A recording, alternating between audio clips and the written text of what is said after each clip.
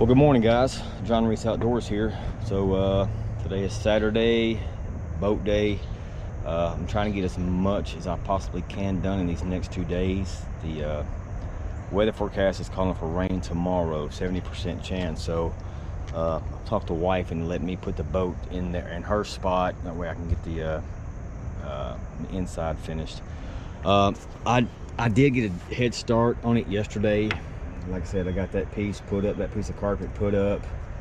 I've got this 4-foot section put up. Right here, there is a seam. You can see where the rivets are. One thing that I'm doing that I wasn't planning on doing is, I don't know if y'all can see that or not.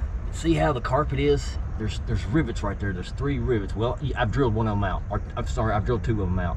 I left the one there in place. So what I'm doing is I'm going through, removing the old rivets, cleaning the spot underneath it, then adding new rivets. So I wasn't counting on doing that, so that's taking a little bit of time.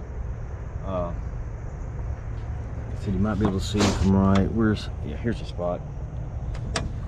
So those are new rivets. There's nothing there. Those are just screw holes for something. The plate is right here. So that's what I'm doing. So I'm drilling out the old rivets, installing new rivets, and cleaning the spot underneath it. And I don't know how much of this I'm going to record, because like I said, I plan on doing as much as I can until it's dark. And I don't think I don't know how long of a video that will be. I found out what I did the other day when I tried to do the time lapse. I hit the wrong button. They're saying I should have hit time warp instead of time lapse. So that's what I'm going to do today. And guys, I appreciate it. Take care.